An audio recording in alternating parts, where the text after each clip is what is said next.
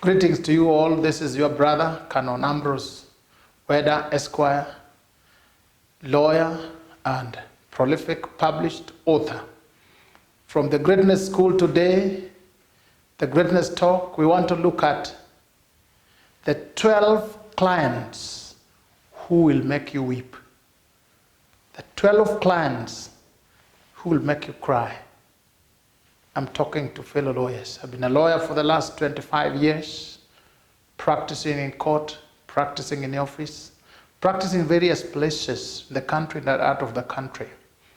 And I have interacted with thousands and thousands of clients.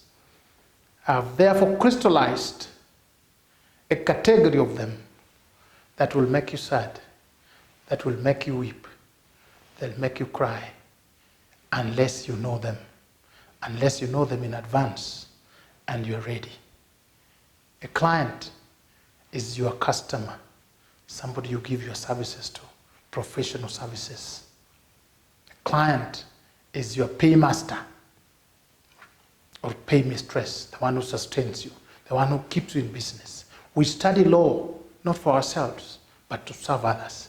These clients fall in various categories. Today, we are looking at the 12 who will make you cry tears. Number one is called the frequent flyer. This one has been to court many times. He has been with many lawyers. He has had many cases. He's experienced. He has dealt with lawyers countless times in various offices, law firms. He knows some law, legal precedent. He even knows how legal fees is charged, agreements regarding legal fees. There's a kind of client who can sack you anytime. There's a kind of client who will counter-check everything you tell him. The type that will Google everything, and they will compete with you in sharing knowledge and advice. That kind of client who easily lodges a complaint against you. He knows even the disciplinary process. He knows how to put you in line. He knows even how you are punished. It's called the frequent flyer. How do you deal with such a client? This is a type of client that you deal with always in writing. And you have agreements on fees, or you get your fees up front. You avoid doing many mistakes. You avoid mistakes. You try to be very diligent. You give him the very best, but you remain on your guard all the time. Walking away from you is very easy to them. This is called the frequent flyer. Number two, the investor. The investor is a client who files cases or takes up complaints or cases for business to make money. They are in business. They check anything, say, well, how can we sue about this? We will get money here. They look for any case to file. They look for where to make money. These are clients who love contingency fees arrangement. We do this case together. I pay you if we win. They can be very manipulative. They can manipulate you. They manipulate the system. They even manipulate the court. They know their way inside and out of court. They know what to do to win, what to do not to win. They know which judge or magistrate to talk to, which prosecutor, which lawyer to manipulate. They are very, very manipulative. They also can walk away from you anytime, especially when they see that the time is ripe for payment. Payment is coming. They don't want to pay your contingent fees. They will easily walk away and drag you through the disciplinary process. These are called the investors.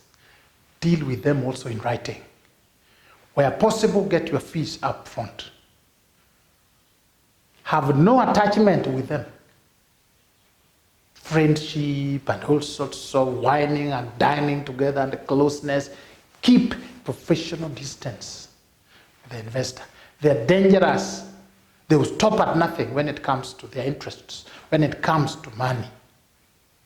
That client is dangerous. Be careful. Number three, These ones are called the smart aleck. They're all knowing. They know it all.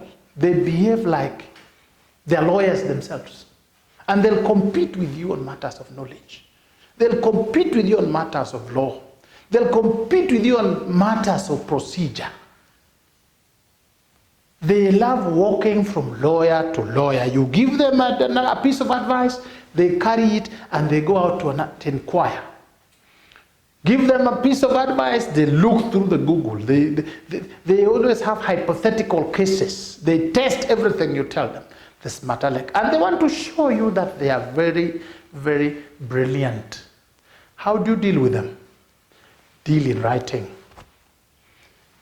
Charge them premium fees that will also cover the emotional investment you'll have to put in their cases. They're the ones who will vex you with some obscure knowledge. But generally they are good to work with if you listen to them carefully, if you buy into what they are saying, and you walk with them together. They are very good.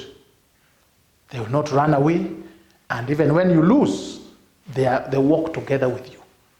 Keep them informed, keep them close, listen to them carefully, and move together.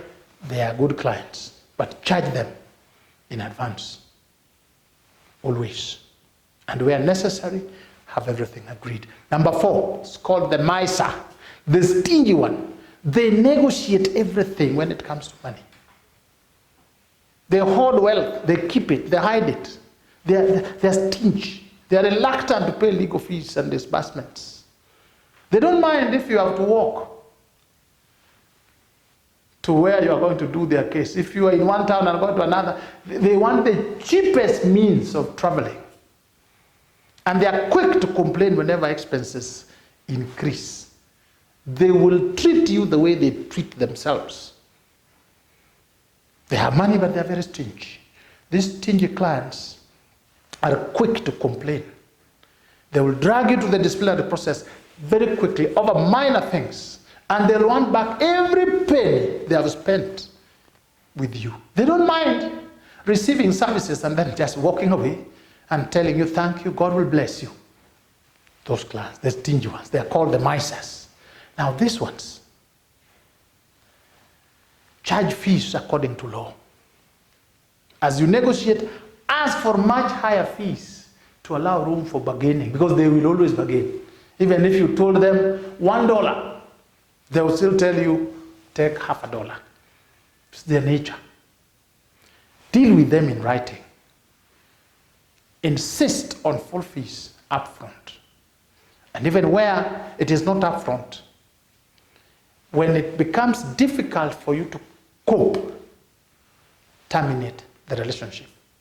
Because sometimes it is emotionally draining to see somebody asking you to do work which you would have done for $1,000, he wants to pay $2. Or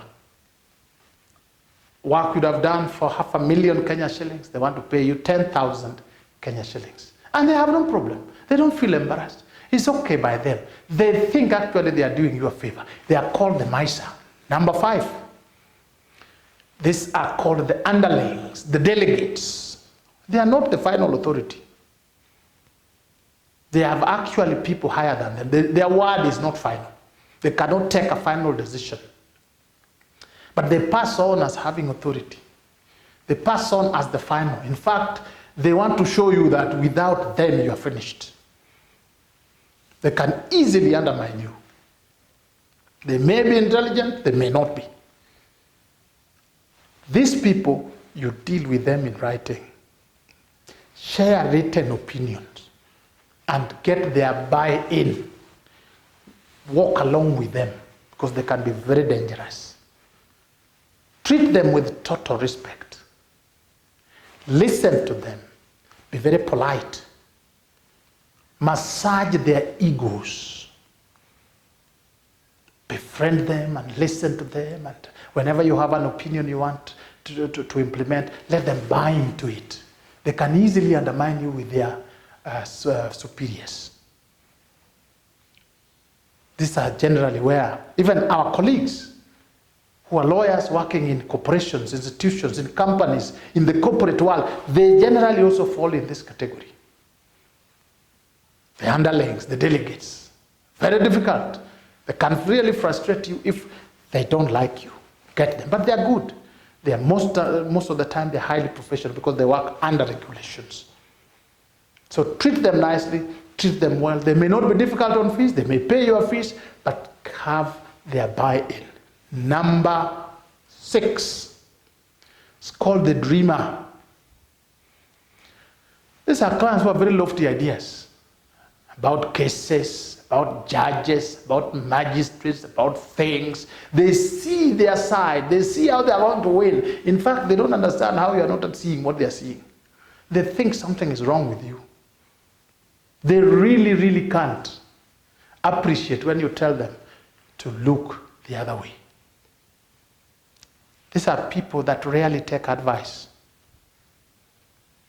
They think they know. How do you deal with them? First of all, you listen to them carefully. Secondly, go along with them.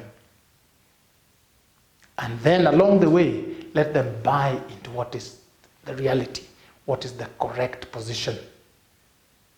Deal with them in writing and charge fees, legal fees, that is commensurate to the trauma they will take you through. The dreamers are also very good clients. If you win, they are hunky-dory. They are hallelujah. They jump up and down and they can't pay you anything.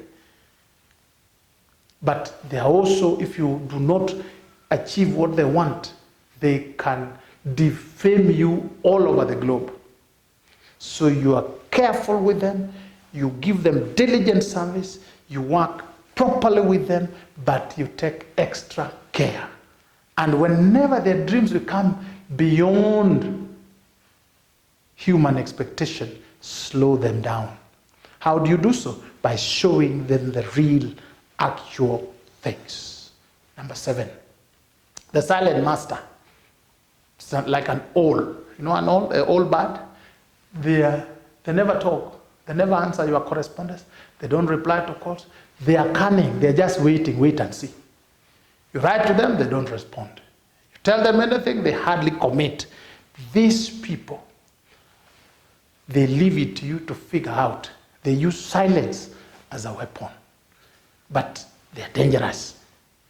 If you don't go according to their expectation, they're the first to fire you. They'll take you to the police. They are the first to ask you, what did I tell you? Where are my instructions? Did I tell you to do this? Why didn't you consult with him? Why didn't you tell me? The silent master. How do you deal with them? Keep everything in writing strictly. Record all communications. And ensure that you are very firm with them. When it becomes too much, please cut the link. Cease acting for them. They're dangerous. Number 8, the con artist. These are simply dishonest. They're cunning, they're tricksters. They're very ruthless, but very smooth. They're polished. They are connected and they're dangerous. These ones avoid at all costs. They can sink you professionally, they can sink you economically. The moment you discover them, please cut connection. Avoid fights with them. Even if your fees is not being paid, leave them, let them go. Keep the documentations clean and safe. These are dangerous people. The moment you find you have a con artist as a client, cut the link. Number 9, the liar. They are generally harmless, but they'll cheat you. They'll forge documents. They'll mislead. They are dishonest. They cut corners and they know people here and there. They can actually make you land into a ditch. They can make you be prosecuted. They can make you be disbarred. These people, they can make you take documents to court or to other people that disparage you. These ones to deal with are being firm in writing and always have a witness. Whenever you are dealing with them, a fellow lawyer, a staff, there must be with you and him, there should always be 2 people. And when you think it is too deep, terminate the relationship. But these ones, you can ensure you cover your fees quickly. Number 10, the romantic. They're smooth attractive, seductive. They won't mind a package. A package means legal work, a disco here, a disco there, romance here, romance there, an affair here, an affair there. They want everything. They mix professionalism and personal issues. They want a romantic affair, they want legal work. These ones keep professional distance. The moment you notice. Deal in writing, insist on full fees. And if they become too much, terminate the relationship. If they are not too much, there are people, if you call them to order, they become disciplined. Number 11, the player. The player are, now those ones, they play games. They go into personal rooms. You are their lawyer. When you have a birthday party, they have come in with flowers. They are always, they are very slippery, very nice people. You just find before you wake up, you are very close. They play you around. You are somewhere dancing, they are there on the dancing floor with you. They are telling you, or they are showing you the moves. These are players. And some are very paternalistic. They treat you like their children. They treat you like their younger siblings. They know when you have not paid your house rent or office rent, and they come in as your God help us. These ones, keep professional distance. Insist on full fees, and generally try to call them to order. They are generally good people. Call them to order, they become disciplined, and you can walk a long way if you maintain professional distance. Number 12, the pessimist. These ones are always negative. They are full of negative energy. They don't even have hope.